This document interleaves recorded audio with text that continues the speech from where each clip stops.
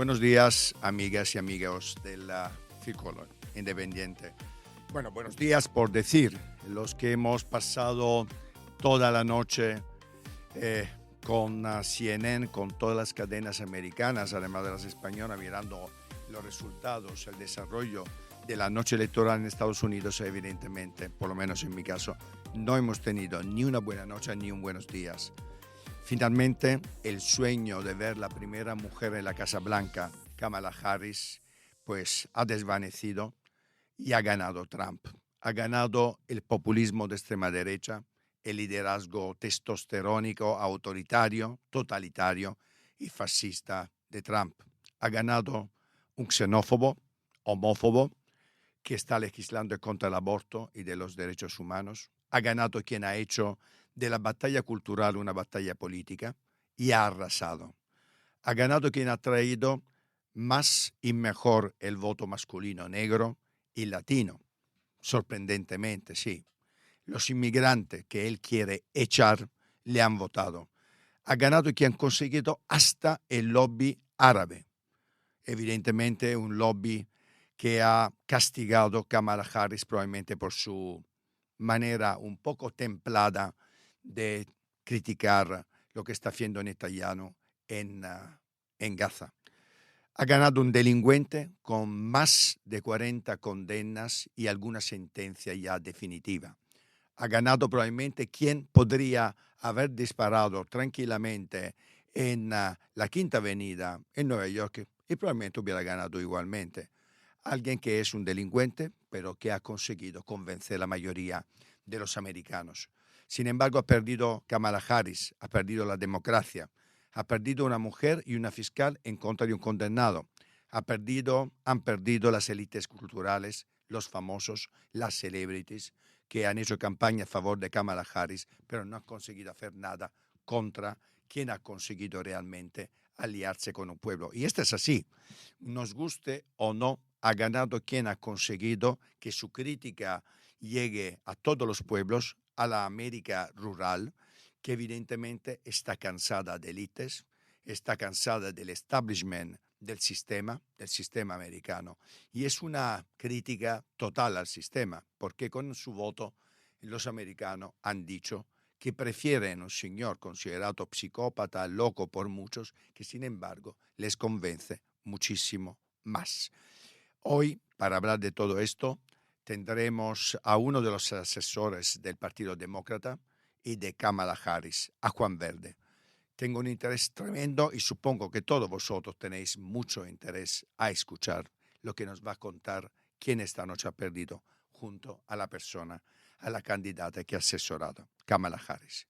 Nos vemos en un segundo con Juan, a ver qué nos cuenta. Como os decía, queridos amigos, hoy tenemos un invitado especial al Círculo, Juan Verde. Juan Verde es no solo asesor del Partido Demócrata y de Kamala Harris en estas elecciones que acabamos de vivir, es un estratega internacional que ha trabajado además con grandes personalidades del ámbito político, tan destacados como Barack Obama, Bill Clinton y Hillary Clinton, senadores y también secretario de Estado estadounidenses.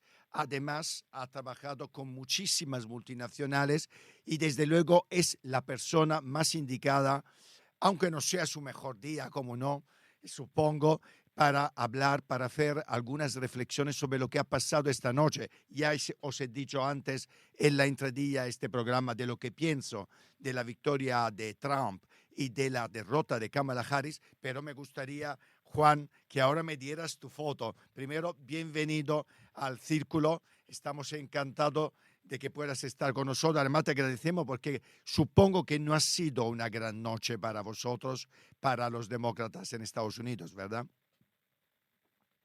Sí, efectivamente, ha sido una sorpresa. Se esperaba unos resultados electorales mucho más ajustados, no una victoria tan apabullante como la que hemos recibido y hay que ser crítico. Creo que hoy es un día de reflexionar sobre lo que se ha hecho mal, pero también de reconocer que el pueblo estadounidense claramente ha apostado por un tipo de política distinta a la que ofrecía el Partido Demócrata y como buenos demócratas que somos tenemos que respetarlo durante los próximos 4 años. Y desde luego no es santo de mi devoción, ni comparto sus ideales y su política, pero sí es cierto que Estados Unidos en este momento va por otro camino y tenemos nosotros que pasar página por un lado, pero hoy creo que se inicia para los demócratas un proceso de reflexión sobre lo que tenemos que hacer, cómo y por qué tenemos que cambiar nuestra forma de entender la necesidad que tiene el ciudadano de a pie.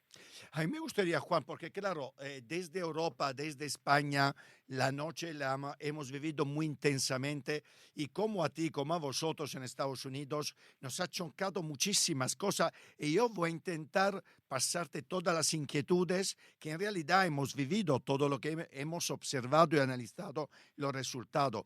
Una cosa que nos ha realmente chocado mucho es el hecho, por ejemplo, que Trump haya conseguido atraer el voto latino, especialmente masculino, que ha atraído el voto de los negros, también y en este caso la mayoría masculino, que ha conseguido incluso en el ámbito del voto femenino tener un éxito absolutamente inesperado. ¿Qué ha conseguido él positivamente y en qué ha fracasado Kamala Harris, que no ha conseguido realmente ese voto que todos nos esperábamos que iba a ser ganador, el voto de las mujeres, de los latinos, de los árabes? Sin embargo, ha sido lo contrario. Sí.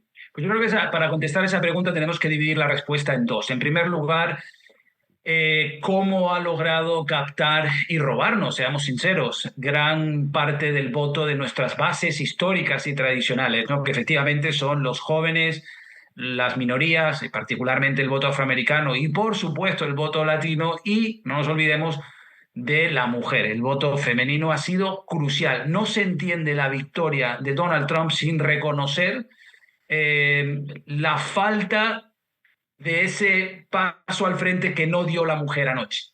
Es más, por ponerlo en perspectiva, ¿no? Si el mismo número de mujeres que votó por Biden hace 4 años hubiese votado por una mujer, por Kamala Harris anoche, hubiese sido más que suficiente para ganar de manera holgada y ganar de calle. En el sector hispano seguimos nosotros ganando, pero él logró, ha sido el candidato republicano que más votos hispanos ha logrado en la historia de Estados Unidos. Consiguió un 45% del voto, nosotros obviamente un 65%. Pero en afroamericanos, o sea, consiguió un 16% del voto. Y creo que en cierta medida, cuando le preguntamos porque luego también fue una inmensa mayoría del voto hispano del hombre hispano y del hombre afroamericano. Y creo que tiene que ver con el hecho de que el hispano, desafortunadamente, en la medida que pasa de clase pobre a clase media a clase alta, tiende a ser menos solidario con los que vienen detrás, ¿no? Y eso creo que es parte de la naturaleza humana, hay que entenderlo, pero también hay que ser lo suficientemente coherente como para reconocerlo. Entonces, te diría que he ahí el mérito de su victoria, ¿no?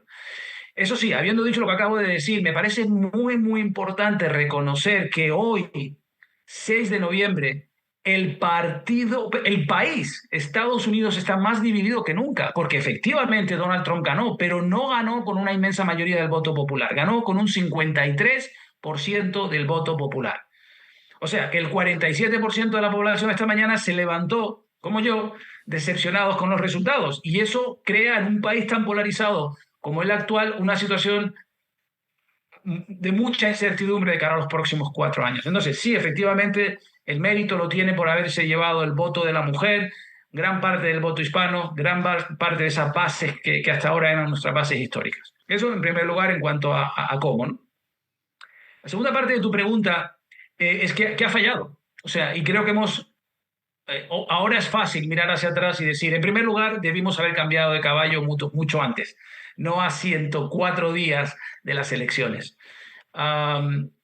Sin embargo, la gente me dice, oye, pero ¿por qué no tuviste una candidata mejor? Y no teníamos una candidata mejor porque ella era, si bien no era la candidata perfecta, y esto creo que lo hemos hablado tú y yo anteriormente, era la candidata en ese momento absolutamente necesaria. ¿Por qué? En primer lugar, porque a 3 meses de las elecciones no podíamos iniciar un proceso de primarias que hubiese desangrado al partido, hubiese habido unas peleas viscerales. No puedes estar en mitad de una pelea cuando tienes que estar haciendo una campaña que normalmente se tarda un año hacerla en 3 meses. Entonces, ella era la candidata en ese sentido que lograba unir a los diferentes segmentos del partido. En segundo lugar, porque era la única candidata que legalmente podía heredar las arcas de la campaña de Biden, ¿no? 275 millones que hereda ella, que no tenía que empezar de cero.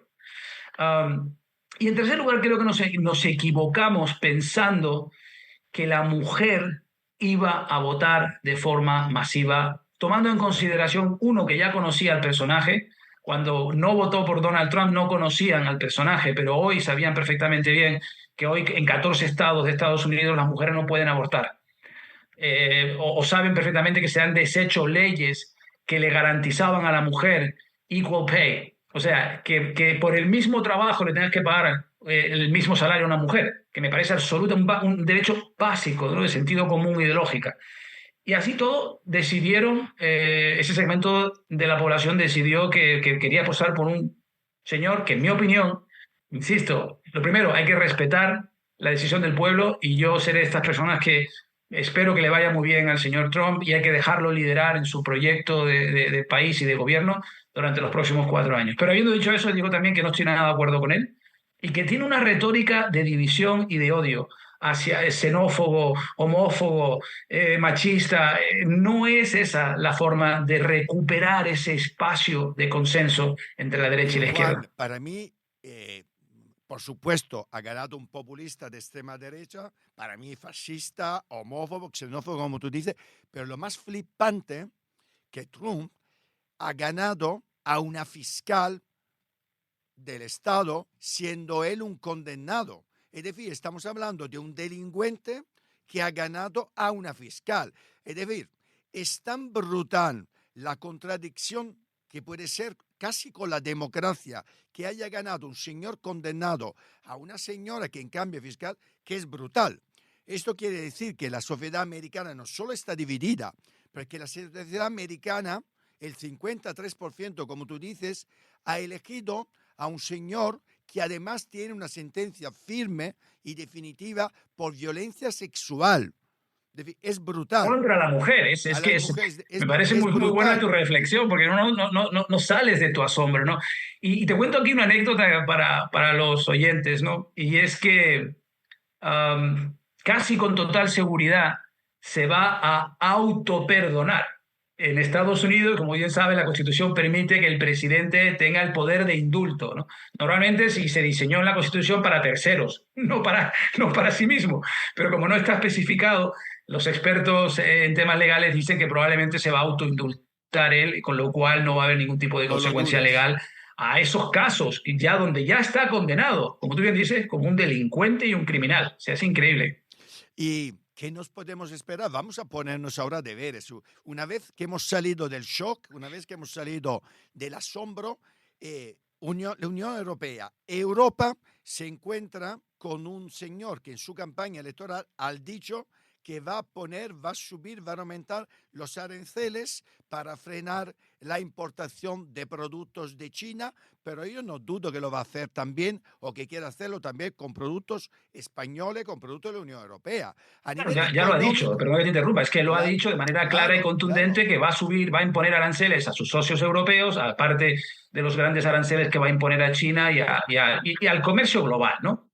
America First es claramente una ideología y un mandato que va a definir los 4 años de política exterior de Estados Unidos. ¿Qué podemos esperar nosotros en Europa?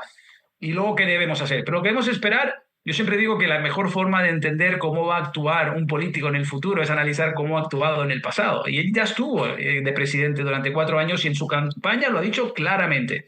¿Qué podemos esperar? El fin de la política exterior que se basa en el multilateralismo y un paso claro a la visión de Estados Unidos bajo un mandato de unilateralismo, donde es el final de muchos acuerdos económicos, es el final de muchos acuerdos diplomáticos, es el final de la participación de Estados Unidos en tratados importantes como el Acuerdo de París, como la participación proactiva y de liderazgo en las Naciones Unidas, en las agencias multilaterales. Y eso es una nueva realidad, ni para bien o para mal, pero tenemos que ser conscientes de ello. Eso tiene un impacto en la OTAN, por ejemplo, donde él ha dicho perfectamente y de manera clara y contundente, sin pedir perdón por ello, que los países de la OTAN que no paguen sus deudas a Estados Unidos y no paguen por su defensa, no se les garantiza ningún tipo de defensa. Podemos esperar el fin de la guerra de Ucrania. La pregunta ahora es cuánto va a ser. ¿Serán 2 días, 2 semanas o 2 meses? Pero hoy sí que el que amanece sumamente preocupado es el primer ministro de Ucrania, porque sabe que el 85% del esfuerzo bélico de su país lo paga Estados Unidos. Y estoy seguro que también sabe que Europa no tiene apetito ni financiero ni político para financiar una guerra de esas características. Entonces, desde luego, eso va a tener una repercusión. Va a tener una repercusión en la guerra del Medio Oriente, donde yo en repetidas ocasiones he sido muy crítico de la postura de la administración de Biden, pero es que si yo me quejaba de la administración de Biden en el apoyo incondicional a la administración de Bibi, a Netanyahu, pues peor va a ser, porque lo ha dicho claramente, que le va a dar, vamos, libre predisposición a lo que quiera hacer Israel cuando está cometiendo un genocidio. Entonces, importa quién lidera el país más importante y la economía más importante del mundo. Eso es lo que podemos esperar. ¿Qué debe hacer Europa? Para mí es clarísimo, y es hacer sus deberes. Europa está en una situación de absoluta debilidad y lo que hay en juego es la viabilidad del proyecto europeo de cara al futuro. En primer lugar, antes de la guerra de Ucrania, Europa dependía energéticamente de Rusia. Dependía, en cuanto a su defensa, de Estados Unidos. Y dependía comercial y económicamente de China. O sea, Europa tiene que empezar a colaborar de una manera como jamás lo habíamos hecho anteriormente. Tenemos que fomentar una mayor integración entre los países europeos, no menos, que es lo que quiere la extrema derecha. Al revés, tenemos que integrar a fomentar y acelerar la movilidad laboral, a acelerar la eliminación de aranceles, la integración de estas economías y crear una fuerza coherente y unida dentro de Europa y no esperar que nadie más nos venga a sacar Pues fíjate las castañas del fuego. que antes de esta entrevista, querido Juan, he entrevistado a una persona que tú conoces, además creo que admiras, que es la presidenta de la Asociación de Bancos Españoles, Alejandra Kindelan, que por supuesto, como no hemos comentado los resultados americanos, y decía una cosa que quiero poner encima de la mesa y quería preguntarte a ti. Ella clarísimamente decía que es fundamental poner en marcha inmediatamente el plan de Enrico Letta y también de Draghi para que realmente haya una unión bancaria europea y que por supuesto los 800 millones que considera, 800 mil millones que considera Draghi que prácticamente necesita Europa para unirse, para poner en marcha un plan económico global, son absolutamente esenciales. ¿Estás de acuerdo? ¿Estás de acuerdo? Totalmente de acuerdo, Euprepio, y por supuesto nuestra amiga común tiene una visión absolutamente acertada que no solo afecta al sector financiero y de la banca en Europa, sino que desde luego ambos planes son absolutamente necesarios, pero el plan de Draghi en particular se debería convertir en una verdadera hoja de ruta para la reestructuración de la Unión Europea. De manera clara, tenemos que mejorar nuestra capacidad de innovación, tenemos que mejorar nuestra capacidad de eficiencia, tenemos que reducir la burocracia, tenemos que incorporar e integrar mucho más nuestras instituciones transnacionales. Hay que hacer más, no menos. No es fácil, no es popular, requiere de dinero, requiere de sacrificios, pero no veo ninguna otra opción para Europa de cara al futuro si verdaderamente quiere seguir siendo una potencia mundial, sobre todo en un mundo que es el que se viene, totalmente polarizado entre dos grandes bloques económicos, Estados Unidos y Europa, espero, y el otro, China, Rusia, Irán, Venezuela, que son países que no comparten nuestros valores democráticos, que no comparten nuestros ideales, que no comparten la idea de libre comercio, la idea de la meritocracia, los valores democráticos, para bien o para mal, yo digo que sea, pero nosotros, los europeos y los americanos, hemos estado siempre juntos porque compartíamos esos valores y espero que en los 4 años de Donald Trump no se pierda esa alianza histórica incondicional entre Estados Unidos y Europa. ¿Crees que va a haber un efecto tsunami de la extrema derecha, de Trump, de la política totalitaria autoritaria de Trump aquí en Europa, ¿te esperas que a países, por supuesto es un espaldarazo, hay países ya gobernados por la extrema derecha, como son Italia, por Meloni, Orbán en Hungría, por supuesto yo considero de extrema derecha también Putin, aunque sea de la Unión Europea? ¿Tú crees que también en países donde todavía la extrema derecha no ha conseguido tener un apoyo mayoritario, pueda ser esta victoria un espaldarazo hacia política más extremista de derecha?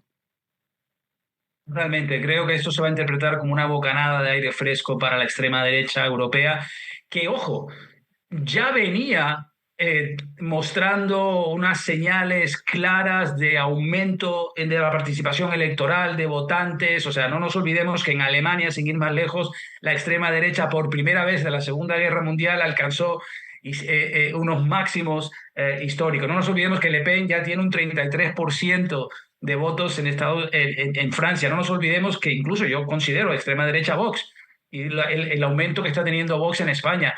Ya venían con una clara inercia al alza. Esto solo va a ser, vamos, un huracán detrás de sus velas, ¿no? Porque además se van a sentir identificados con Donald Trump y Donald Trump les va a hacer guiños y apoyo que hasta ahora no se había visto para estos partidos. O sea que yo creo que podemos esperar más de lo mismo, pero soy optimista, fíjate. Creo que serán 4 años difíciles, pero al final Pero la cuéntanos por lógica, qué el eres sentido común optimista. impera. Cuéntame, Juan, por qué eres optimista y qué tienen que hacer los partidos, vamos a decir, tradicionales, democráticos, como puede ser en España el Partido Socialista, el Partido Popular y en otros países, qué tienen que hacer los partidos tradicionales para contrarrestar lo que son los extremismos, especialmente el extremismo de la extrema derecha totalitaria.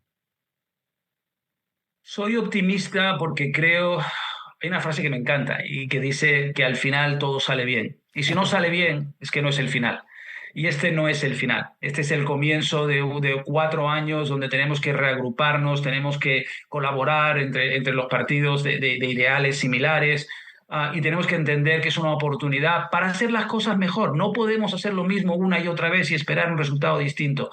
Estas elecciones en Estados Unidos vienen a poner de manifiesto que la inmensa mayoría de la gente está harta, Euprepio, está harta de los políticos tradicionales, está harta de los partidos tradicionales, no quiere más de lo mismo, está incluso dispuesto a apostar y a darle el voto a un xenófobo machista que no respeta a las personas, que no respeta a los países, que tiene una visión totalmente, en mi opinión, desfasada del mundo, precisamente porque por lo menos es algo fresco, nuevo y distinto. Y nosotros los partidos tradicionales tenemos que reinventarnos. Y para mí el futuro de la política en Europa son los movimientos ciudadanos, son los movimientos cívicos. La gente tiene que decir, oye, pues si tú no me representas, yo monto mi propio partido. Si tú no me representas, si no hay un partido que me represente, buscaré a través de las alianzas cívicas, de la participación ciudadana y de los movimientos ciudadanos una alternativa a los partidos tradicionales para acabar con lo que hemos hecho fatal en los últimos 30 años en Europa. Y es que nos hemos terminado con partidos burócratas, corruptos, gente ineficiente, que no son meritocráticos, que no hay listas abiertas. Eso tiene que cambiar por completo. Necesitamos una infusión, una inyección de aire fresco en el panorama político europeo. Pues, Juan, ¿y tus planes cuáles son? ¿Te vas a quedar más en Estados Unidos? ¿Te veremos más en España? ¿Qué vas a hacer? ¿Dónde te, Por lo dónde pronto te veremos descansar, más? amigo. Han sido 3 meses de campaña Imagino, muy durísimos, intensos. durísimos. Descansar. Y mira, no hay mal que por bien no venga. Comentaba que yo no tiro la toalla, soy optimista y tendremos que ponernos a trabajar en los próximos 4 años de cara a reinventarnos como Sin partido. duda. Pero también aprovecharé para eh, buscar más la calidad de vida. La calidad de vida está en España, o sea que espero, después de Te veremos 38 años, pronto. pasar mucho más tiempo en España. Oye, y un cotilleo político. ¿Qué tal está Kamala Harris? ¿Qué tal está Joe Biden? ¿Cómo han vivido esta derrota tan brutal esta noche, inesperada, fundamentalmente por cómo se ha desarrollado más que por la derrota, porque era una opción, evidentemente. Había posibilidades, Sí. visto que estaban las encuestas empatadas, como están ellos. ¿Y ella? Anoche estuvimos en el búnker hasta altas horas de la noche y ella no hizo comentario ni salió a dar un discurso porque estábamos todavía en mitad del recuento oficial y no tenía sentido, ¿no? Pero hoy, dentro de una hora y media, a la 1 de la tarde, hora de Washington, dará un discurso dándole las gracias a sus aliados y a los millones de voluntarios y personas que han participado en esta campaña, que para mí yo creo que es una mujer que admiro muchísimo porque representa ese sueño americano. En una generación, su madre con 19 años que llega a este país, su padre de Jamaica, la madre de India, y en una sola generación son capaces de darle oportunidades de clase media, o sea, una familia de clase media que le da oportunidades a su hija como madre soltera incluso, y que en una generación estuvo a punto de convertirse en la primera presidenta mujer de Estados Unidos, pero es que toda su carrera la bala. Tú lo decías anteriormente, fiscal general de California, que si fuese un país sería la sexta economía del mundo, senadora, vicepresidenta, candidata a la presidencia, y yo creo que ella reconoce que, para mí, ¿qué diferencia? Donald Trump decía, yo solo voy a reconocer los resultados electorales si gano, si pierdo, no. Y ella ha dicho, no, como demócratas tenemos que darte a ti, Donald Trump, la oportunidad de liderar este país durante los próximos 4 años porque tienes el mandato de la población y yo estaré a tu lado para hacer todo lo que pueda, enfrentarme a aquellas ideas que no tengan sentido, que puedan afectar de manera negativa el legado que le queremos dejar a nuestros hijos en el futuro, pero por otro lado, como buena americana y como buenos americanos tenemos que alegrarnos de que empieza una nueva era. Pues Juan, ha sido un auténtico lujo. Yo espero verte aquí en España para charlar en directo aquí en el Círculo y te deseo toda la suerte del mundo porque tu suerte será la suerte también de los demócratas en Estados Unidos y promete de mucha gente. Muchas gracias por estar Muchas conmigo. gracias, siempre es un Además, placer en un charlar día contigo y que ha sido participar en duro. tus proyectos. Un fuerte abrazo. Nos vemos pronto. Chao, hasta pronto.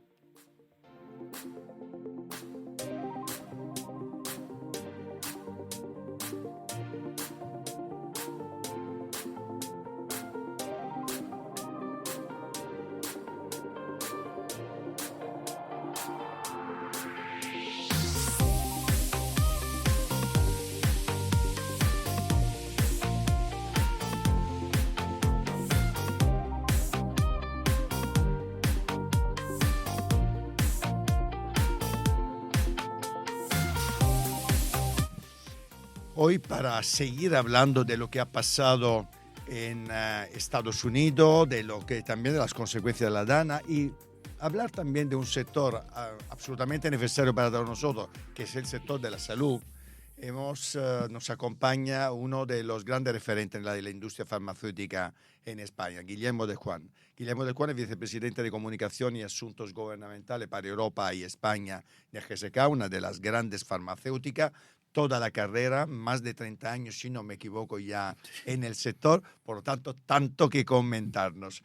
Buenos días, Guillermo, ¿cómo estás? ¿Qué tal? Buenos días, su propio Yo muy bien, y cómo no puede ser de otra forma, antes de meternos en Sí. harina y en tu sector, que anda que nos da de hablar también, tu Sí, sector, totalmente. hombre, no podemos no hablar de algunos temas de actualidad que además son de candente actualidad, como los resultados en Estados Unidos, esta victoria aplastante, hay que decirlo todo, de Donald Trump contra Kamala Harris, que sale derrotada además, hemos visto, incluso por las mujeres, no ha tenido el voto masivo como se esperaba de los latinos, de los negros, en fin, ha sido una victoria. ¿Cómo la has vivido tú? ¿Te la esperabas, no te la esperabas? Bueno, la he vivido de cerca porque he intentado seguir un poco estas semanas lo que está pasando allí, ¿no? Es decir, más que como profesional de GSK, como ciudadano también, por el interés que tiene. Pues para mí algunos aprendizajes realmente es el de la información, es decir, qué información nos iba llegando sobre los sondeos y luego la realidad que es cuando la gente al final vota, ¿no? Y ahí se ha visto pues alguna sorpresa, por decirlo así, importante. Es decir, yo creo que nadie esperaba esa victoria, como has dicho tú, tan arrolladora de Trump frente a Harris. Y luego viendo un poco también el porqué, porque en estas cosas es interesante analizar por qué ha ocurrido esto. Veía que muchos de los votantes de Trump pues, se han guiado en dos principios fundamentales, que era la economía, la seguridad, y bueno, pues que no les ha interesado mucho más el debate que estaba postulando Harris. En el ámbito sanitario también hay que hacer algunas reflexiones allí, es decir, los programas políticos de ambos candidatos son distintos en algunas cosas. El tema más fundamental en Estados Unidos es el aseguramiento en salud de la población. No sé si sabes si todavía hay creo que es un 9% de la población americana, casi 30 millones de personas no tienen seguro médico. Y ahí está lo que es el Affordable Care Act. Justamente para ir ya a lo tuyo, 30 millones de personas sin seguro médico donde no hay, además, no hay una salud pública. Bueno, sistema. Sí, hay un sistema, pero es completamente distinto que el europeo. ¿Cómo es decir, funciona? Muchas veces nosotros criticamos el Sistema Nacional de Salud en España con nuestro sistema descentralizado y tal, pero que hay veces que no somos conscientes de lo orgullosos que tenemos que estar del sistema que tenemos, ¿no? Entonces yo creo que, no voy a entrar en detalles, pero el sistema americano, el gran problema que tiene es un poco eso, es decir, es la falta de equidad a veces en la prestación sanitaria, ¿no?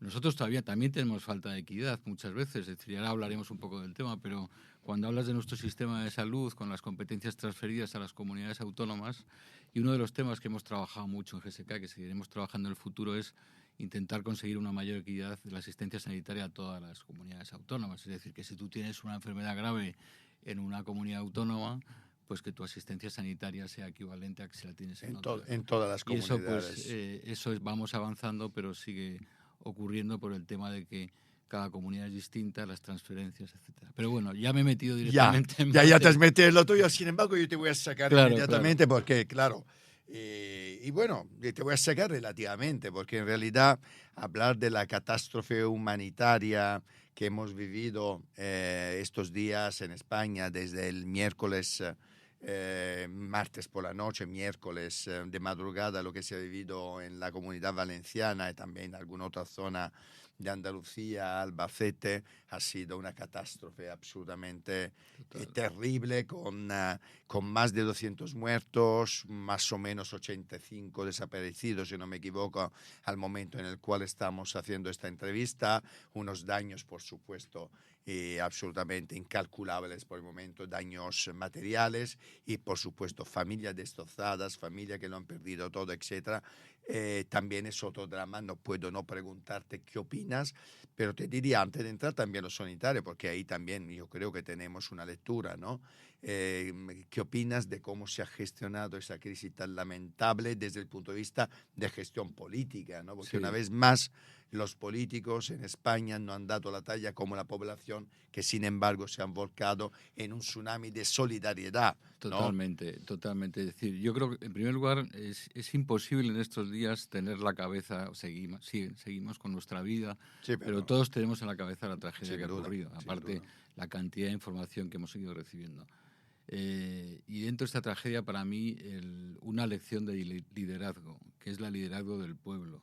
Y me gusta decirlo así, es decir, realmente el pueblo unido es el que ha demostrado mayor liderazgo en esta crisis. Tú preguntabas sobre la gestión. Yo creo que para mí ha sido un poco decepcionante la falta de liderazgo político, sin entrar en detalles. Al final, ese pueblo, da igual la ideología que sea, se ha volcado para ayudar a los demás, mientras que he visto demasiado tacticismo en el resto del liderazgo político. Ahí también otra serie de cuestiones importantes, es decir, al final ese liderazgo del pueblo tiene que ver algo con esa vocación de ayudar, y muchas veces se echa en falta en los políticos esa vocación de servicio público. Que debería ser su propósito. Claro, vocación de servicio público. Y en esto, y perdona que lo diga, es un tema personal, pero recuerdo mucho a mi padre, una persona que vivió en la época de la transición, pues que yo le veía muchos días llegar a casa con la cartera del ministerio, gente que estaba cambiando un poco España, y echas de menos muchas veces ese de la vocación de servicio público. De hecho, incluso el otro día hablaba con un amigo que es que incluso la palabra pacto de Estado ha quedado como en desuso, es decir, ya no se habla de estas cosas. En este país no, desde luego. Hay otros pena, donde todavía está de moda, pero aquí desde luego no lo vemos para nada, ni en las tragedias tan alucinante como esta, vamos, que me parece una vergüenza. Sí, y luego hay una parte también que es lo que decías tú de la parte de la salud, ¿no? Es decir, esta tragedia, pues efectivamente tiene un impacto sanitario, como estamos viendo. Nosotros estamos colaborando en la medida que podemos con vacunas, ya nos han solicitado vacunas de hepatitis A, de tétano, difteria, Y yo creo que también las empresas tienen que mostrar su solidaridad y ayuda en estos momentos, ¿no? Pero veremos cómo evoluciona. Pero insisto que para mí el liderazgo del pueblo, y me gusta decirlo así, pueblo, porque es un concepto además muy constitucional de España, Sin duda. que ha sido el que para mí ha triunfado en este momento. Y hablando ya nos metemos de lleno en la industria farmacéutica, ¿no? Donde tú trabajas desde hace 30 años. A mí me gustaría saber cómo ha cambiado la industria en estos 30 años. En lo bueno y en lo malo, espero que sea solo cosas buenas. Sí, ha cambiado, en este desarrollo. Ha cambiado mucho. Realmente yo me incorporé a la industria en el año 94. Debo decir que es una industria que está muy regulada, toda la actividad, es decir, desde el proceso de investigación de los medicamentos hasta todo, incluso la fijación de precios de los medicamentos, la comercialización, la fabricación, tiene una extensa regulación y esa hiperregulación a veces nos aleja un poco de la sociedad, en el sentido que mucha gente no entiende realmente lo que hacemos. Lo entiende el paciente cuando está cerca a tomar la medicación. Esta industria ha cambiado, yo creo que para mejor en muchas cosas. Nos hemos también autorregulado en determinadas prácticas comerciales que había en el pasado que nos llevaron a un momento reputacional muy bueno. Eso ha evolucionado considerablemente. Hay una industria que tiene un enorme impacto social en lo que hace y es una industria que tiene una enorme responsabilidad también en lo que está haciendo y para eso, y podemos hablar ahora, pero en ámbitos como la sostenibilidad, la prevención, la salud global, estamos trabajando mucho más allá de lo que es simplemente el tratamiento de la enfermedad, ¿no? Sin embargo, durante muchos años, como sabes perfectamente, tú hablabas de reputación, hemos tenido los ciudadanos, más que los técnicos que conocían, ¿no? Como en mi caso, que he trabajado en el sector, evidentemente conozco muy bien, ¿no?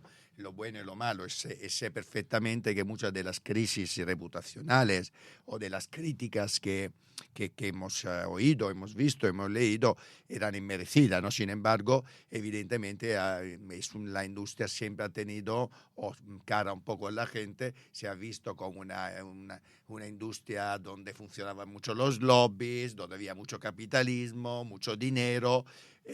Sin embargo, a mí me gustaría mucho que me contaras un poco qué hay de verdad en todo esto, ¿no? Porque a mí, claro, cuando yo que conozco el sector, sé perfectamente la inversión que hay detrás de cada medicamento, de los pocos que además luego se consigue llegar al final a sacarlos al mercado.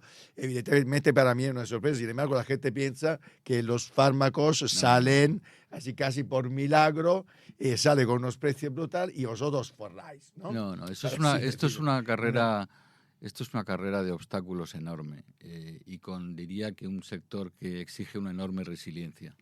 ¿Y por qué digo esto? Por ejemplo, es decir, a lo mejor este dato no se conoce, pero simplemente descubrir un medicamento que va a mejorar la vida de un paciente es una inversión, se estima a media de 2.000 millones de dólares y solamente uno entre 100.000 de los que se investigan tiene éxito. Es decir, que 2.000 para cada investigación.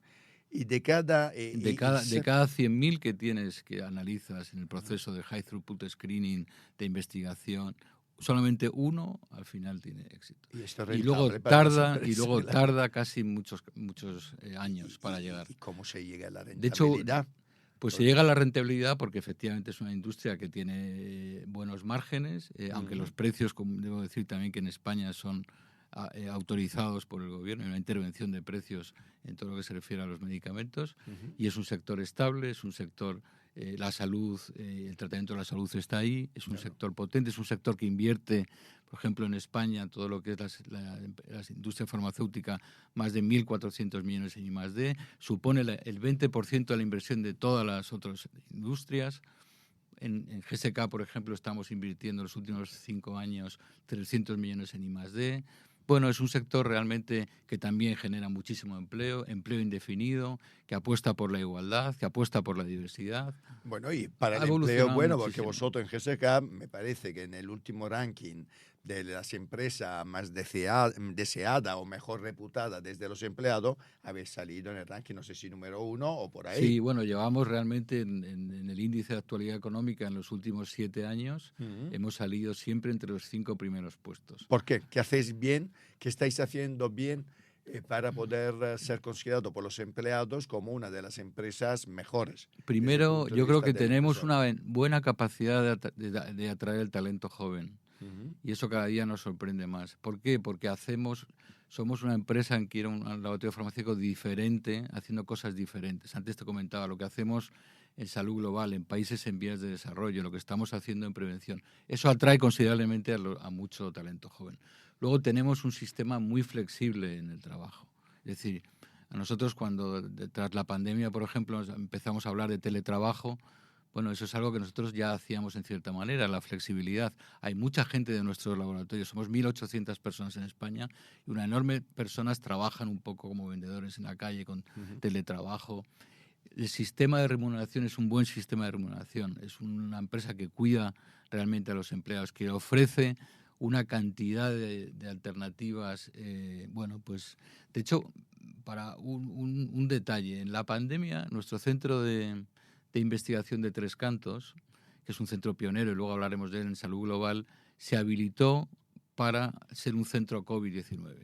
Incluso nuestros empleados tuvimos la posibilidad de seguir yendo cuando podíamos salir a trabajar y hacernos incluso allí las PCRs con una solución, un resultado en 2 horas. O sea, esto es solamente un ejemplo, pero es un sector y es una empresa que realmente cuida mucho del empleado a todos los niveles. ¿Qué quiere decir salud global? Cuando habláis de salud global, que es un proyecto ¿qué es? Bueno, cuando hablamos de salud global, a mí me gusta decir que son esas pandemias que no cesan.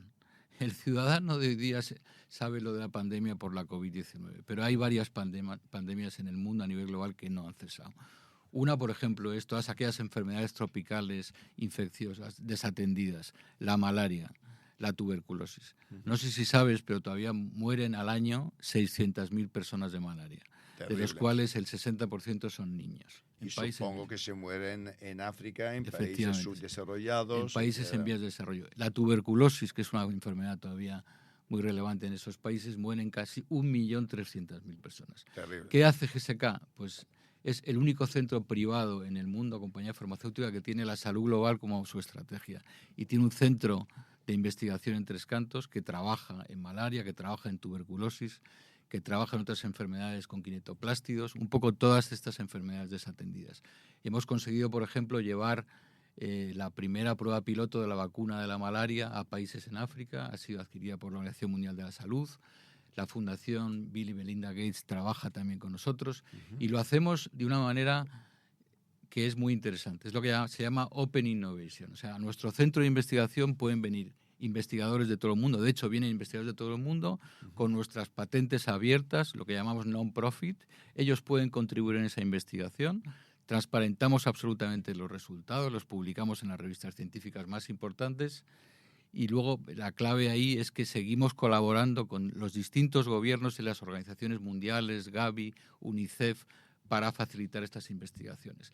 La empresa, Eupropio, está invirtiendo de aquí al 2030 1.100 millones de dólares en lo que es salud global. O sea que yo creo que en eso es un enorme orgullo. Y luego además contarte también que este centro de investigación va a ser el único centro privado a nivel mundial que está en Madrid, con una cosa que se llama Biosafety Level 4. Esto que es como el P4, es decir, el ámbito de seguridad mayor, donde tú tienes ahí una serie de bacterias o patógenos de los que actualmente no hay tratamientos. Te estoy hablando de ébola, te estoy hablando de anthrax, te estoy hablando de la enfermedad del Valle del Rift.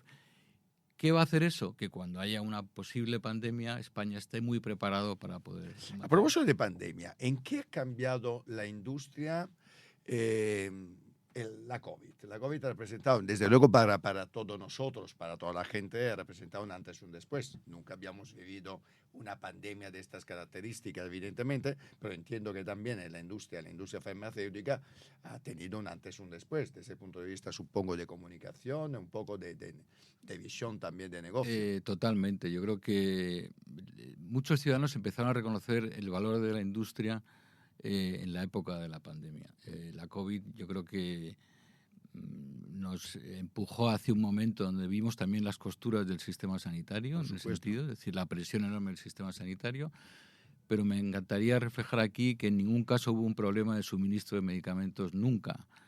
Es Es decir, nuestras fábricas siguieron trabajando, nuestros centros de investigación, en la medida que fuera posible, seguían investigando, y tuvimos la capacidad de atender a los pacientes con la medicación, aparte de las vacunas, con la medicación. Creo que ha cambiado importantemente la industria. Ha sido mucho más consciente de la importancia que es también la autonomía estratégica, es decir, como país, el estar preparado para una pandemia, el poder tener planes de contingencias, de crisis ante una situación como esta. Pero queda muchísimo por hacer. Creo que, por ejemplo, el Sistema Nacional de Salud necesita todavía un enorme pacto de Estado que hablaba antes y reforma, incentivando a los profesionales sanitarios, organizando la atención primaria, que es fundamental, y un poco pues dando una capacidad de mayor agilidad al ciudadano. No pides nada. Ojalá, porque desde luego son los que más, todos los que necesitan mejorar su situación laboral, evidentemente cuentan con algún pacto de Estado que ojalá algún día veamos de verdad. Vosotros además estáis muy volcados en el tema de la prevención, que desde luego a mí, si hay una cosa que me ha sorprendido en el pasado de la industria farmacéutica, justamente que se hablaba más de cura que de prevención. Sí. Sin embargo, vosotros como GSK estáis volcados en este momento a que realmente haya la palabra casi, ¿no? Sí. De moda en el sector sea la prevención. ¿Qué estáis haciendo? ¿Cómo lo estáis haciendo? Bueno, efectivamente la prevención es la mejor medicina, es decir, y estamos trabajando muchísimo en esto. De hecho, nuestra propia misión como compañía, nosotros decimos que unimos ciencia, tecnología y talento para adelantarnos a la enfermedad. O sea, tratar la enfermedad la tratamos con nuestras vacunas y medicamentos, pero adelantarnos a la enfermedad. Y la prevención es tanto primaria, secundaria, es analizar los riesgos, es decir, al final la prevención es invertir, por ejemplo, en todo lo que se refiere al nuevo paradigma de la vacunación en adultos. Uh-huh. De cada euro que invertimos en vacunación en adultos, tendremos una rentabilidad entre 14 y 19 euros, dicen algunos estudios económicos, de cada euro que invertimos en vacunación, de nuevas enfermedades que ya son prevenibles. Entonces, la prevención es fundamental. A mí me gusta además decir que está muy bien eso de echar años a la vida, pero hay que echar vida a los años. Y ahí que sea una vida de calidad. Todos luego, tenemos que estar verdaderamente empoderados en trabajar en prevención. Y hay prevención en todos los niveles, en todas las enfermedades. Te puedo contar, por ejemplo, lo importante que es ahora también la prevención del VIH. El VIH es una enfermedad ya cronificada que tiene alguna serie de situaciones para los pacientes, el estigma, todo esto que estamos trabajando. Claro. GSK es la primera compañía a nivel mundial que empezó a investigar en el VIH allá en los años 80 con el Retrovir, y tiene una compañía dedicada que es BIF Healthcare, dedicada exclusivamente al VIH. El VIH se puede prevenir, ya hay tratamientos de prevención. El cáncer, los cribados, la oncohematología, es decir, pero las vacunas son fuente fundamental para prevenir todas esas enfermedades nuevas, infecciosas que nos asolan, ¿no? Te estoy hablando, pues, por ejemplo, con el herpes zóster, que es una enfermedad muy debilitante en muchos inmunocomprometidos. Estoy hablando del virus respiratorio sincitial. O sea que hoy día la agenda, cada vez veremos más prevención por todos lados. Prevención para un futuro saludable. Claro. Y como líder, ¿cómo te consideras? Tú eres uno de los grandes líderes de esta compañía a nivel internacional, a nivel europeo. ¿Cuál es la huella o la clave de tu liderazgo? Bueno, no sé si uno de los líderes. Lo que sí siento es mucho orgullo de lo que hacemos y del trabajo. Tú decías antes en la introducción, 30 años ya en la industria, y me siento muy, muy afortunado. Yo creo que mi estilo de liderazgo es claramente enfocado a las personas. Yo soy de los que hace un estudio antropológico del equipo para que el resultado sea bueno, y con eso disfruto enormemente. Es decir, para mí esa es la clave del liderazgo, es saber también disfrutar, saber celebrar los éxitos, aprender mucho de los fracasos y relativizar mucho. Hombre. Porque en eso tú me conoces, hay que relativizar. Sí, te conozco bien y creo que es una clave. Bueno, nosotros, Guillermo, estamos acabando ya la entrevista y la acabamos siempre con 1 minuto de oro, como si fueras un político en un debate electoral.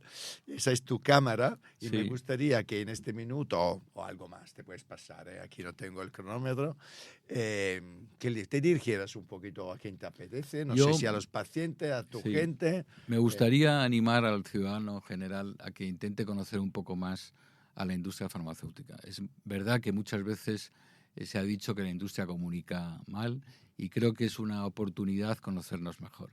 Creo que lo que hacemos aporta un enorme valor para la salud, no solamente a los pacientes, sino también al ciudadano. Y creo que es importante colaborar todos juntos para un futuro mejor, con una prevención para un futuro saludable. Es un orgullo para mí trabajar en esta industria y tener la oportunidad en el día a día de tener tantos testimonios tan buenos de tantos pacientes que han visto mejorar la salud gracias a la investigación de la industria farmacéutica, que es un enorme placer. Muchas personas siguen falleciendo por muchas enfermedades. El cáncer, por ejemplo, nos asola y, según algunos datos, en los últimos años cada vez hay más cáncer de edades tempranas. Hay pacientes con dolencias, con enfermedades respiratorias, por ejemplo, la enfermedad pulmonar, obstructiva pulmonar crónica, con más de 29.000 fallecimientos en el año. Hay tantas historias de padecimiento de la enfermedad, pero hay muchísima esperanza. Y creo que el talento de las personas, también todo lo que se refiere a la tecnología cada vez más aplicada en los procesos de investigación, a todo lo que estamos haciendo en inteligencia artificial, a conocer cada vez mejor el mapa genético de los ciudadanos. Esta es una industria completamente apasionante que os invito a que conozcáis y a vuestra disposición para enseñaros de primera mano cómo es esto y lo bueno que hacemos por los pacientes. Pues muchas gracias, Guillermo. Un placer. Muchas gracias a ti, un premio.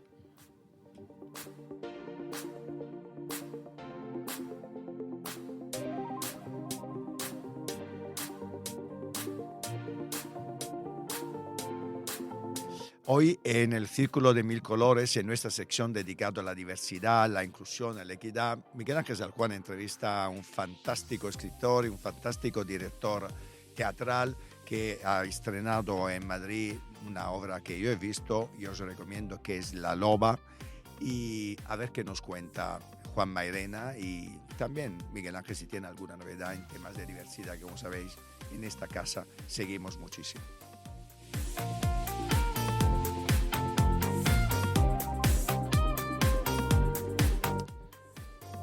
Muy buenos días, queridos amigos del Círculo Independiente. Tenemos hoy aquí en el estudio a un amigo del Círculo, a una persona que viene del ámbito del teatro, del ámbito de la literatura, es escritor, es dramaturgo y acaba de terminar en el Teatro Fernán Gómez la temporada con una obra fantástica de la que vamos a hablar enseguida, con un gran éxito. Voy a presentarosle para quienes no les conozcáis. Le tengo ya aquí a mi lado, Juan Mairena. ¿Qué tal? Bienvenido. Muchas gracias por estar aquí y gracias a todos. Es un placer tenerte aquí. Voy a decir algunos detalles sobre ti, a ver si acierto con todo y si no tú me corriges. Dramaturgo y director de escena, ¿verdad? Andaluz, de Huelva. Aunque llevas ya, no sé si son 36 años en Madrid, muchos años en Madrid. Pues más o menos. Más o menos. Ya madrileño de adopción, ¿verdad? Ya sí, ya madrileño.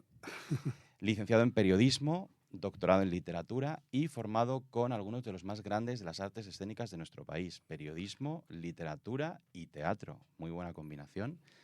Después de una larga y premiada trayectoria, acabas de estar, como decía, con Loba, aquí en Madrid, colgando cada día el cartel de entradas agotadas, y volverás la próxima temporada en el Fernán Gómez para todos aquellos que os habéis quedado sin entradas, que sé que sois algunos con los que he hablado por redes y muchos más seguro que no habéis podido porque ya se acababa la temporada y no había entradas. Una obra fabulosa que yo pude disfrutar sobre la vida de la actriz Bette Davis. Y vamos a empezar por ahí porque ha sido un enorme éxito y quiero que nos hables de esta obra que a mí me resultó fantástica, sobre todo por ese equilibrio entre la parte más profunda y más dramática de la vida de esta actriz, que es muy interesante, y también esa otra parte más cómica y divertida. Háblanos un poco de esta obra. Bueno, pues para hablar de esta obra me tengo que remontar a 1989 porque fue el año en que el Festival de San Sebastián quiso homenajear a Bette Davis entregándole el premio Donosti. Y bueno, yo era seguidor, fan de Bette Davis, había visto pues no todas sus películas, pero bueno, muchas películas que para mí son de lo mejor, ¿no? Del cine clásico. Y el verla allí ya casi enferma de muerte, recogiendo el premio, apenas sosteniéndose sobre el atril en el discurso de agradecimiento, fue algo que me conmovió, ¿no? Y desde ese momento decidí escribir sobre ella.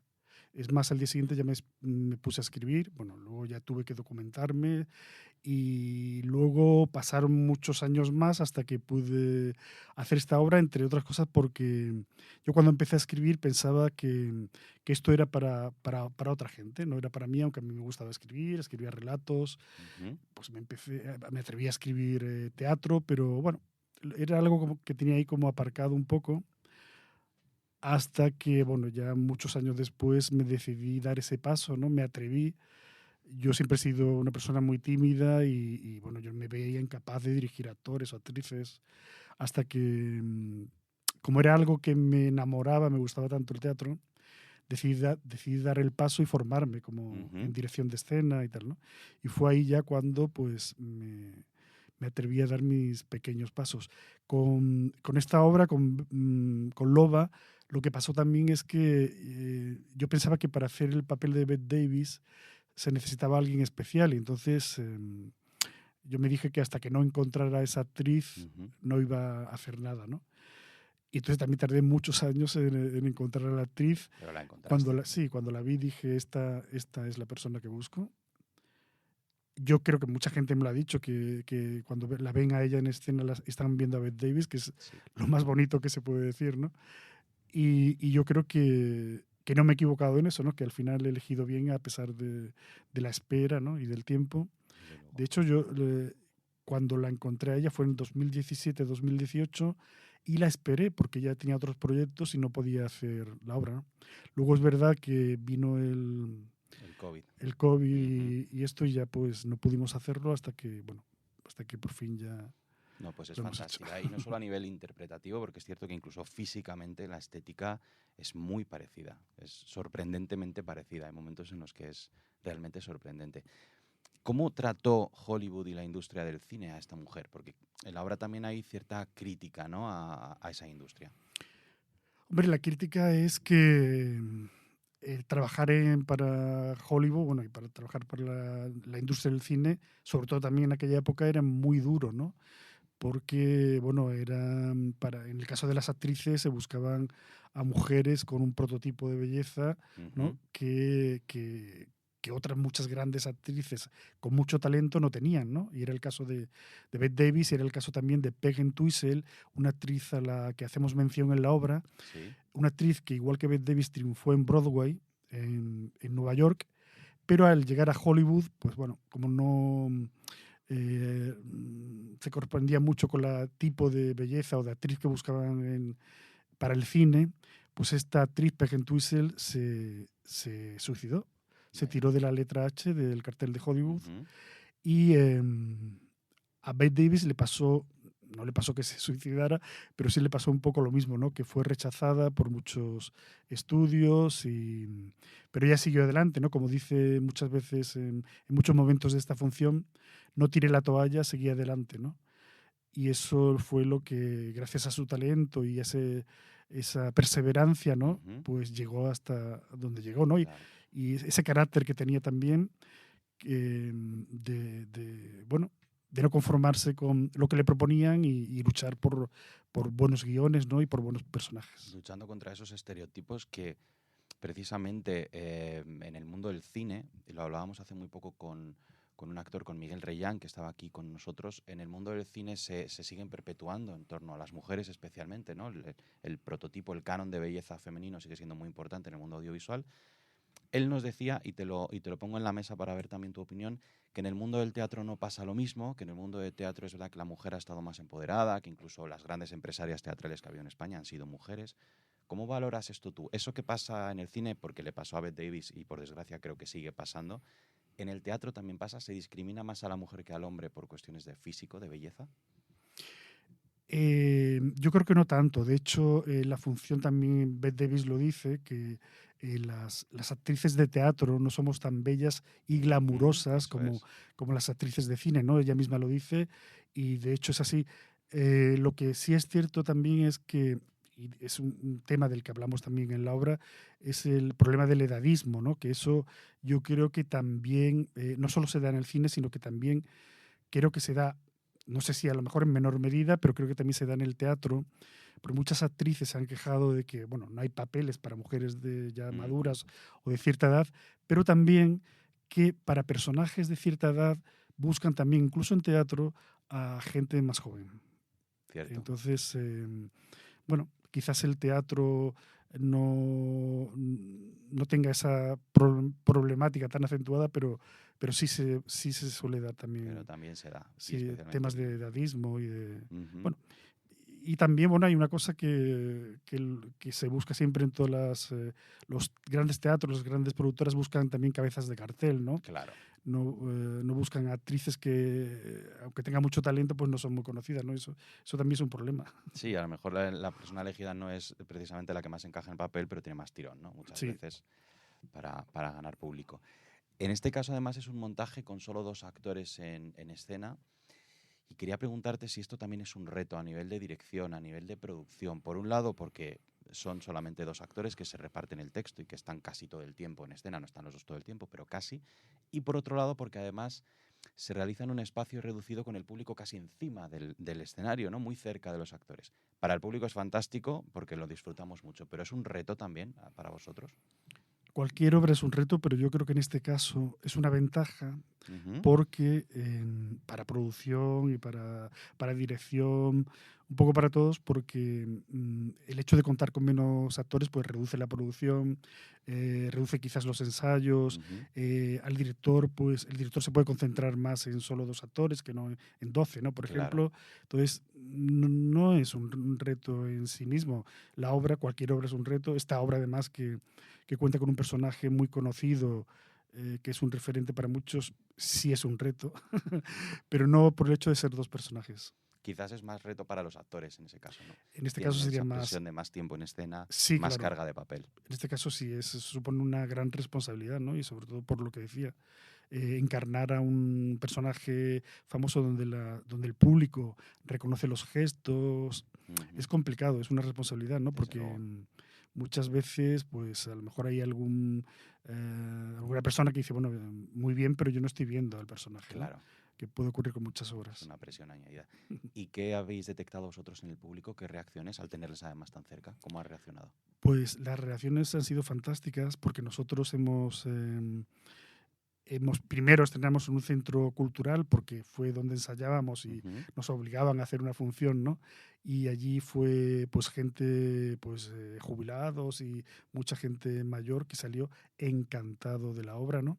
Y estamos viendo también que también gente joven sale encantada, incluso gente que no conoce o no conoce la trayectoria de la actriz o no ha visto ninguna una película y también sale encantada de la obra, ¿no? Y como decías tú al principio, quizás uno de los elementos también atractivos es el humor, ¿no? Que aunque sea un drama, hay momentos de humor, ¿no? Que hace que se lleve mejor, ¿no? Sí, desde luego. Y también toda esa parte que tú comentabas de la edad, de la discriminación por edad, de la discriminación por género, que está ahora tan en boca de todo el mundo, que sigue estando de moda, por desgracia, creo que también hace que conecte con esos públicos, ¿no? Que se siguen viendo identificados con esa persona, con esa actriz, con ese personaje, aunque la historia transcurre hace muchos años y, como decías, quizás no todos han visto sus películas o no todos la conozcan, pero se identifican con ella, ¿no? Con lo que está Sí, hombre, pasando. yo creo que tratamos temas también universales en esta obra, ¿no? Por ponerte algún ejemplo, Bette Davis fue una mujer maltratada, ¿no? por sus parejas y bueno, es un tema que desgraciadamente está de actualidad. Bien, efectivamente. Luego es un personaje con el que se identifican muchos actores y actrices, ¿no? Al fin y al cabo estamos hablando de lo difícil que es el mundo de la actuación, de la interpretación, y hay también muchos actores y actrices que se sienten identificados. Claro. Y bueno, y luego es la lucha, ¿no? Constante por conseguir un sueño, que también pues, es algo con lo que se puede identificar también muchos jóvenes, gente que empieza, que tienen talento. Efectivamente, un tema universal también. Has cosechado varios premios con Loba aquí en España, también por su publicación en Estados Unidos, pero no es la primera vez. Otros trabajos tuyos, como Cerda, por ejemplo, se llevó un premio de la Unión de Actores y tuvo 5 candidaturas a los premios Max. Con Arrabal versus Cervantes obtuviste el premio Francisco Nieva de teatro. ¿Son importantes los premios en la carrera de un dramaturgo? A ver, cuando para cualquier persona que empieza yo digo, en cualquier oficio, ¿no? Pero en cualquier arte, pues son muy importantes, ¿no? Ya no son tanto, y yo hay veces que me pregunto por qué le darán premios a gente que ya está súper consagrada, ¿no? Yo creo que los premios son para la gente joven o la gente que empieza, no importa la edad. Yo, de hecho, empecé tarde en esto del teatro. Empecé en realidad hace 10 años. Sí. Soy ya muy mayor. Entonces sí que son importantes para la gente que empieza, ¿no? Porque es un reconocimiento que te abre puertas, ¿no? Yo creo que el ser candidato, bueno, has dicho 5, son 4, pero con 4 candidaturas a los premios Max por mi primera obra, ¿no? Pues fue muy importante y digamos que se me ha tenido en cuenta, ¿no? Claro. Para muchas cosas, aunque luego para otras no tanto. Es decir, llevo muchos años también intentando, pues eso, llegar a grandes teatros o a teatros públicos con obras que al final pues te dicen que no, y yo entiendo que somos muchos, pero bueno, ahí estamos luchando Complicado. y sin tirar la toalla, como ves, Davis. Es complicado, pero eres muy valiente porque además del teatro, que efectivamente es complicado, también te has lanzado a la poesía, que tampoco es un género precisamente fácil, ¿no? Has traído, de hecho, creo, tu nuevo libro, Mapa de vuelos en tiempo real, tu libro de poesía, que quizás es, como decía, uno de los géneros con los que más cuesta conectar. Vamos a enseñarlo, vamos a colocarlo aquí para enseñárselo al público, para que lo vea, y lo vamos a dejar aquí puesto. Es uno de los géneros, como decía, más difíciles, con el que más cuesta conectar con el público. Y a mí, que también escribo, me da mucha rabia porque es un género muy bonito en el que se puede expresar, quizás mejor que en otros, las emociones, los sentimientos, pero cuesta conectar. ¿Qué expectativas tienes tú con este libro?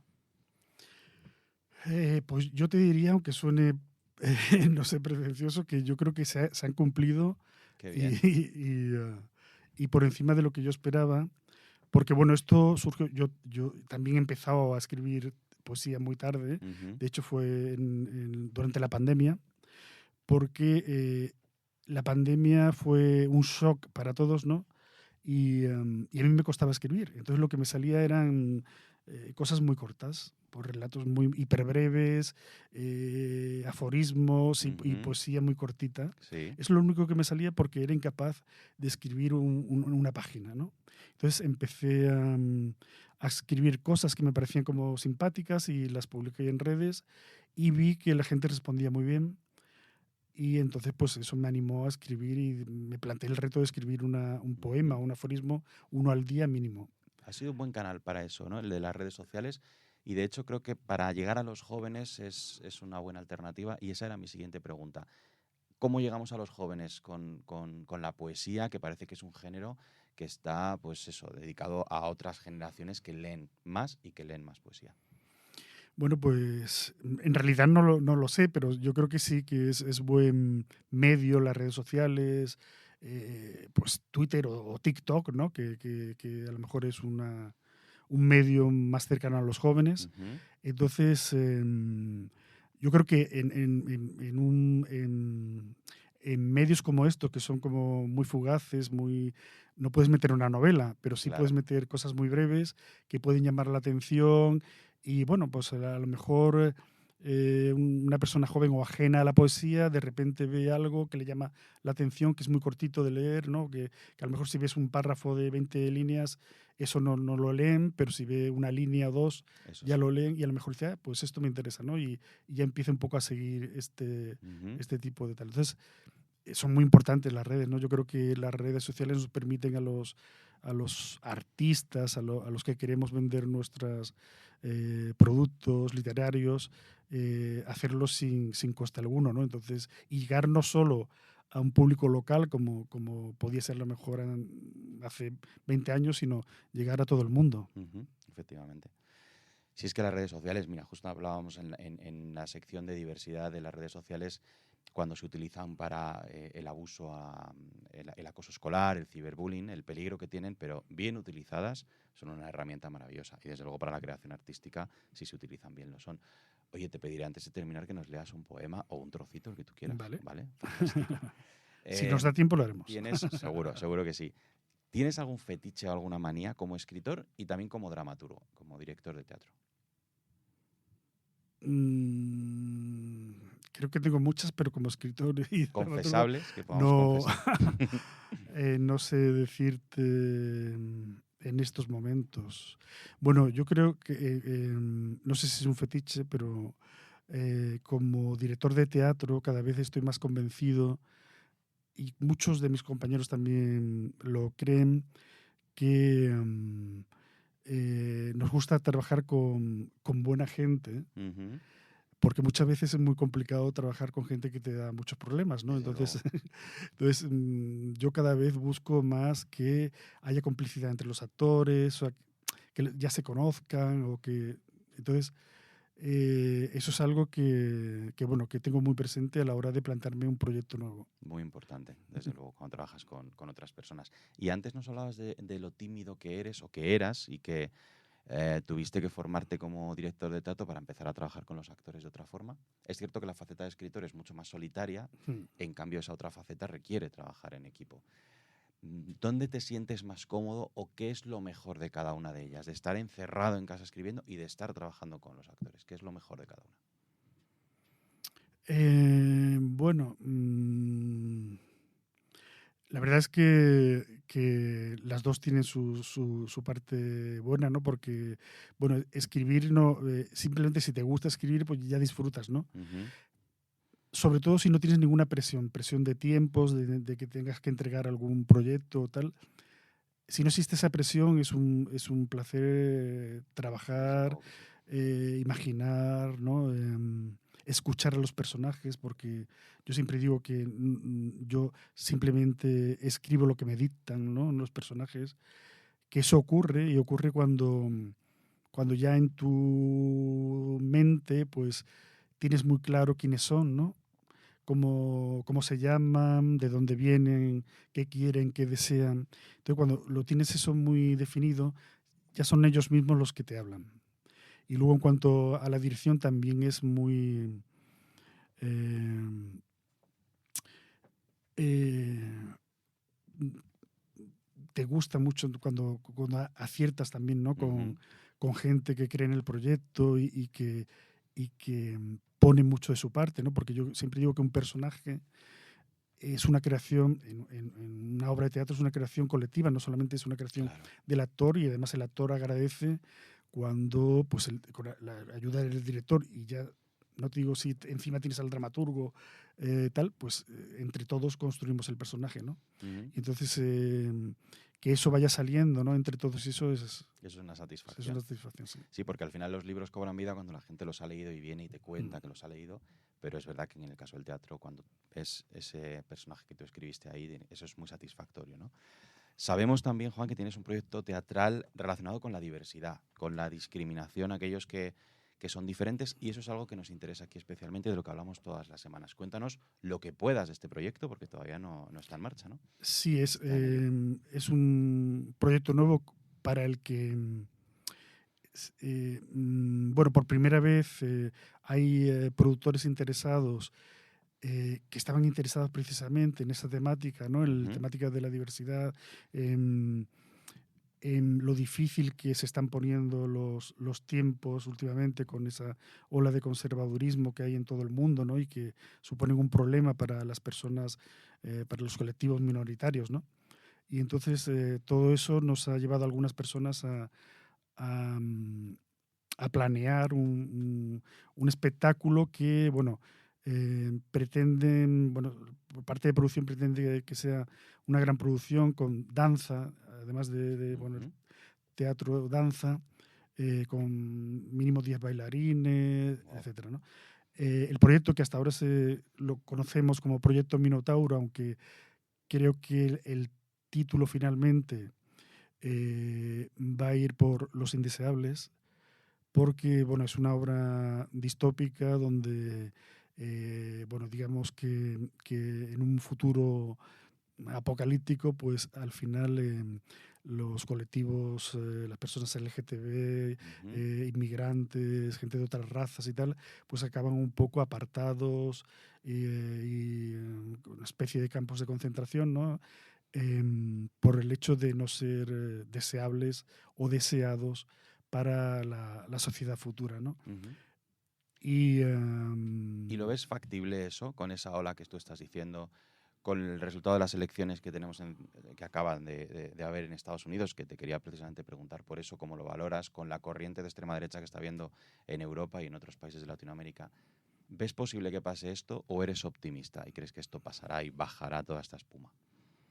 Yo soy muy optimista, pero es que ya lo estamos viendo. Te quiero decir, no es que pueda pasar, es que de hecho ya está pasando, ¿no? Ya pues se habla sin ningún tipo de pudor, ¿no? De recurrir a migrantes en condiciones Sí. no muy...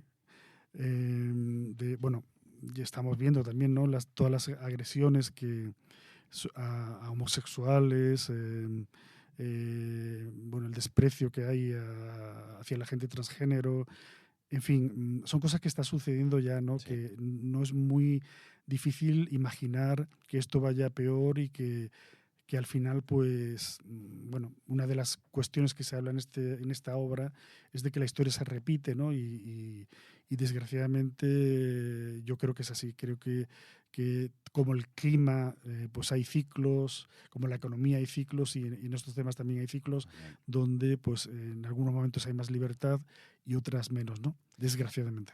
Pues intentaremos frenarlo desde las herramientas que tenemos cada uno, desde estos altavoces, desde tus proyectos. Haremos cada uno lo que podamos para que esto no pase y mantener ese optimismo que aquí también siempre queremos contagiar. Juan, te dejamos tu cámara para el Minuto de Oro para que te dirijas a nuestro público, a tu audiencia, a tus lectores y les lances el mensaje que quieras. Pues mira, y luego tu poema, por favor. Pues voy a aprovechar para vender mi libro, porque yo aquí he venido a hablar de mi libro. Claro que Y este sí. es el libro que acabo de publicar, que se llama Arrabal versus Cervantes. Ya está en librerías, ya lo puede adquirir quien quiera. Y además quería deciros que la presentación del libro será la semana que viene, el miércoles 13 de noviembre, en la librería Cervantes, que está en la calle Pez. Y bueno, contará con José Moreno Arenas, que es uno de los grandes dramaturgos andaluces, y también con la participación de dos actores, Juan Manabas y Rodrigo Sáenz de Heredia, que leerán algunos fragmentos de este libro. Así que recuerden, 13 de noviembre en Librería Cervantes. Os espero. Pues ahí nos veremos todos. También Loba, que también está publicado, y tu libro de poesía, que por favor te lo voy a dejar para que nos leas el que tú decidas, el que tú quieras. Pues como te decía antes, como yo he llegado siempre tarde a todo, llegué al teatro muy tarde, te estoy hablando de hace 10 años y la poesía hace 4. Entonces te voy a leer un poema que dice: nací tarde, venía con otro y se me adelantó.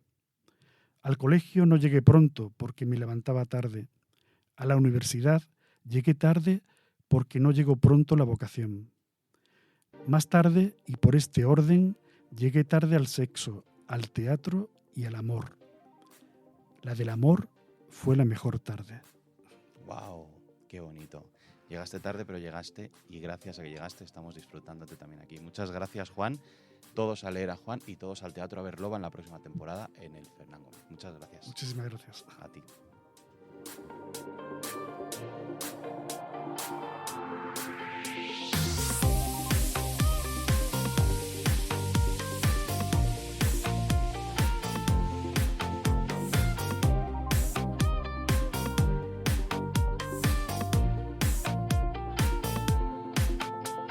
Efectivamente, Euprepio, muy buenos días a todos. Una semana más nos acercamos a la diversidad, en este caso a través de un asunto peliagudo que es el acoso escolar, porque celebramos justamente hoy, que es 7 de noviembre, como cada primer jueves de noviembre, el Día Internacional contra la Violencia y el Acoso Escolar. Según últimos datos de la Fundación ANAR, de la que os hemos hablado aquí ya alguna vez, este mismo año 2024, el 9,4% de los alumnos de nuestro país son víctimas de acoso escolar, tanto presencial como ciberbullying, a través de las nuevas tecnologías. Mayoritariamente esto se da en las etapas de educación primaria y secundaria y, sobre todo, los acosadores son varones, el 62% son chicos, el número de chicas es un 37%.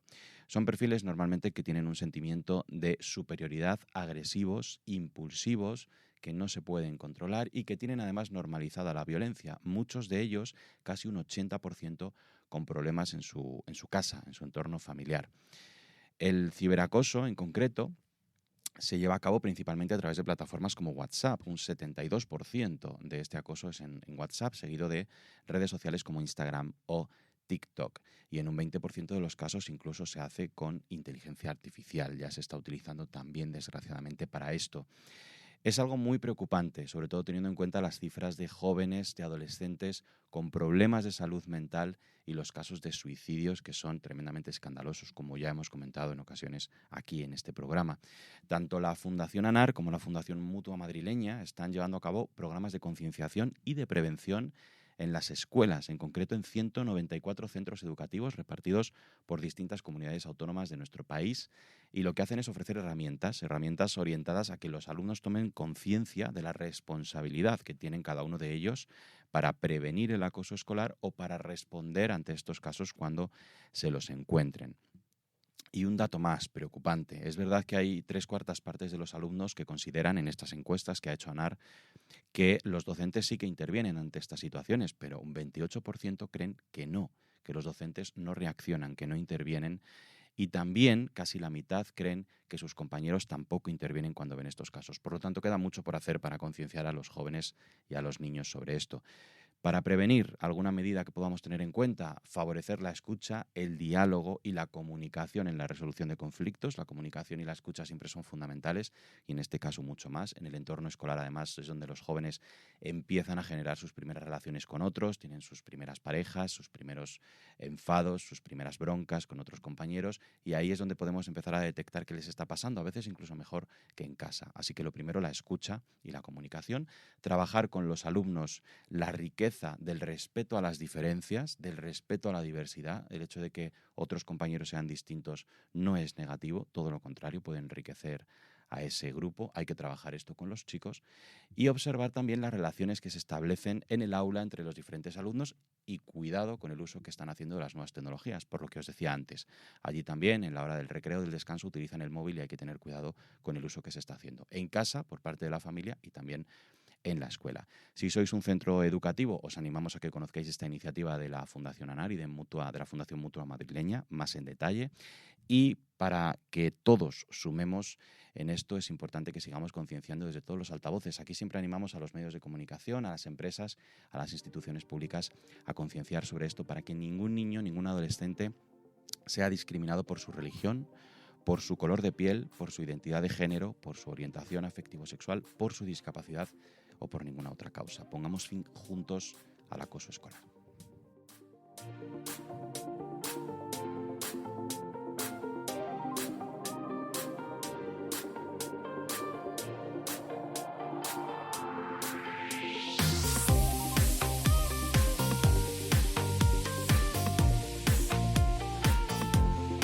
Queridos amigos, como no puede ser de otra forma, visto que tenemos un corresponsal en Londres, pues nos va a decir cómo ha vivido también el Reino Unido las elecciones americanas, que seguro que Julio Bruno desde Londres, madre mía, qué susto se ha llevado esta noche. Hola, Euprepio y amigos del Círculo Independiente. Hemos tenido una noche bastante larga, aquí son las 7 de la mañana, así que todavía sigue. Y parece que las elecciones de Estados Unidos de presidente ya más o menos están claras. Aunque no se han llamado, parece que Donald Trump va a ser el próximo presidente de Estados Unidos al momento de estar grabando esto. Kamala Harris no ha mejorado los resultados de Biden de 2020 en prácticamente ninguno de los sitios, por supuesto en ninguno de los estados, y lo que se llamaba el Blue Wall, o el muro azul, pues se ha convertido en rojo. De los 7 estados que estaban en disputa, parece que los ha ganado todos Trump. Y además también está ganando de momento, pero creo que esto no será así, el voto en general. Me imagino que cuando termine de contar California, Nueva York, etcétera, esto cambiará el número de votos. Pero lo que está claro es que en el colegio electoral parece que Trump va a ser el nuevo presidente. ¿En qué se ha basado todo esto? Pues bueno, pues parece que la gente que le ha votado no se preocupa tanto, o no tiene su gran problema, quizá no sean el aborto, la ley del aborto que tanto se ha hablado desde el Partido Demócrata. Parece que las mujeres o muchas mujeres no les ha importado tanto y están más pendientes de la economía, de la inmigración, que esto lo ha vendido muchísimo el partido MAGA, el partido de Donald Trump, desde el principio, y parece que la gente sí ha comprado ese discurso y no ha comprado del todo el discurso de Kamala Harris. Por supuesto que la diferencia es muy pequeña. Estamos hablando de puntos del un 48 a un 52, de un 49 a un 51%, pero es así. Lo que está claro es que yo no veo a ninguna persona del Partido Demócrata yendo al Capitolio a tomarlo y a decir que no han perdido, que es mentira y que las elecciones están robadas.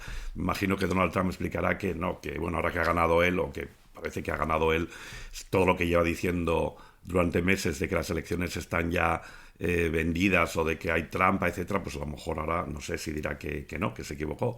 Imagino que no va a decir que se equivocó. Lo importante ahora es de dónde deja esto al país y dónde deja al resto del mundo, ¿no? Trump dijo que iba a ser un dictador el día primero, que iba a hacer la mayor deportación de la historia de América. Bueno, también dijo que iba a deportar mucha gente cuando fue presidente y resulta que Obama deportó a más gente que Trump. Pero bueno, una cosa es lo que uno dice y otra cosa es lo que hace. Veremos qué tipo de personas va a llamar esta vez a su gabinete. La última vez sabemos que fue bastante desastre y de que casi todos los que trabajaron con él han renegado de él, incluyendo su ex vicepresidente Mike Pence. ¿Quién va a trabajar con él? Pues veremos. Va a ser algo interesante de ver. No lo que esperaba mucha gente, y me incluyo, porque aquí lo he dicho. Y veremos. La democracia funciona así. Ha habido gente que no se ha sentido quizá vista o escuchada por el Partido Demócrata y por Kamala Harris. Está claro que de momento América no parece tener, bueno, no sé si Hillary Clinton y Kamala Harris, dos mujeres que no han podido ganar, por poco, es verdad, pero es la verdad, es así. Y veremos lo que dice de América, lo que dice de dónde quieren ir como país, y el Senado en manos republicanas, el Parlamento en manos republicanas, la Corte Suprema en manos republicanas y el presidente en manos del MAGA, del Make America Great Again, porque ya no es el partido republicano de antiguo, no lo es, no solo mi opinión, la opinión de cualquier comentarista. Veremos a dónde va el país, esas amistades, esas promesas que ha hecho Trump, que algunas serían muy interesantes de ver y otras no tanto. Pero parece que América ha hablado y aunque faltan todavía votos por contar y algunos días en algunos sitios, no parece que haya vuelta atrás para que Kamala Harris cambie esto. Así que ahí lo tenéis. Nos vemos la próxima vez. Muchas gracias.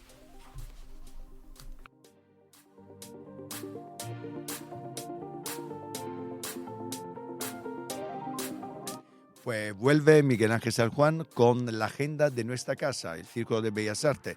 A ver qué pasará esta semana en esta maravillosa Casa Europa.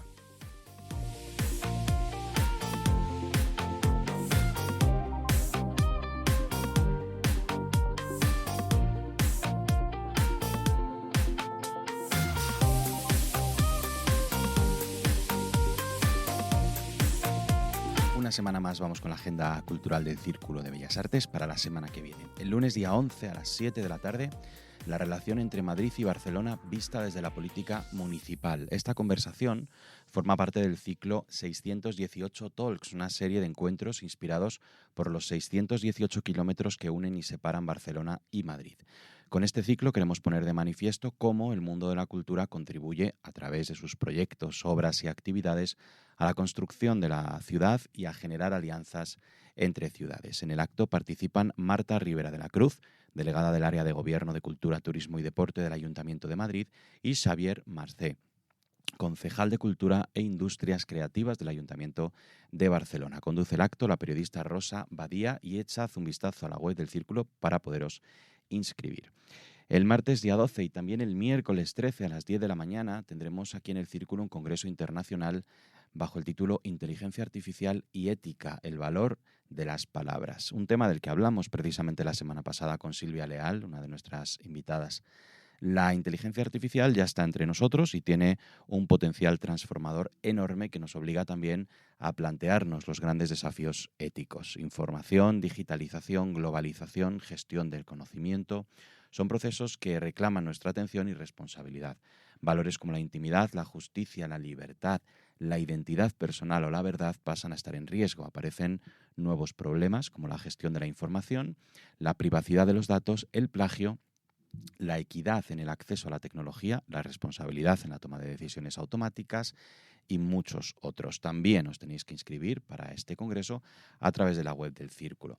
El miércoles a las 19 horas se entregarán los premios del 22º certamen de poesía Soledad Escasi. El Círculo, a través de su aula de poesía, adaptando su nombre en honor a su socia honorífica y fundadora del aula, Soledad Escasi, celebra el recital Escrito en la lluvia, donde se hará entrega de los premios del 20º certamen de poesía que llevan su nombre. Este grupo de poesía debe su creación a esta mujer, a Soledad Escasi Becerril, en 1998 y continúa su andadura hasta hoy. Son ya 26 años de actividad continuada en el que se han estado reuniendo cada semana en el Círculo por las tardes, dando lectura y comentando sus poemas cada miércoles. Lectura y comentarios sobre el fondo o la forma de manera espontánea y siempre respetuosa y constructiva. En este caso la entrada es libre hasta completar aforo.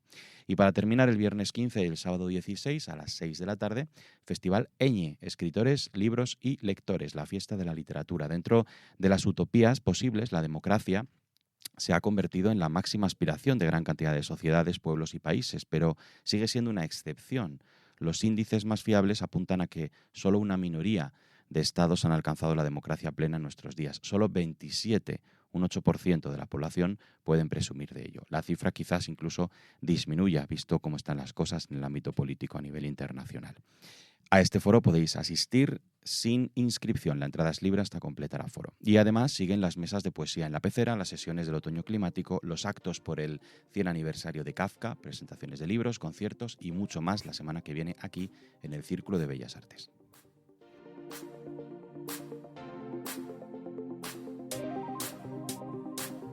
Bueno, queridos amigos y amigas, yo tengo que reconocer que hoy ha sido un programa muy intenso, muy intenso, dedicado a las elecciones americanas con el fantástico Juan Verde, que nos ha hablado de sus reflexiones, de la derrota de su candidata, de la candidata por la que ha trabajado durante estos meses, Kamala Harris, y nos ha dicho cómo se ha sentido él y también Kamala Harris y Joe Biden, que como sabéis han estado encerrados hasta el final del recuento electoral en el búnker, como él lo ha llamado, y desde luego ha sido muy interesante escucharle. También ha sido muy interesante escuchar a Guillermo del Juan hablando de un sector a veces muy desconocido, que es el sector farmacéutico y sin embargo tan fundamental para todos nosotros. En fin, que ha sido un programa apasionante que espero que como toda la semana os haya gustado, y yo como siempre os espero aquí el próximo jueves en el Círculo de Bellas Artes para otro programa del Círculo. Un abrazo. Baci.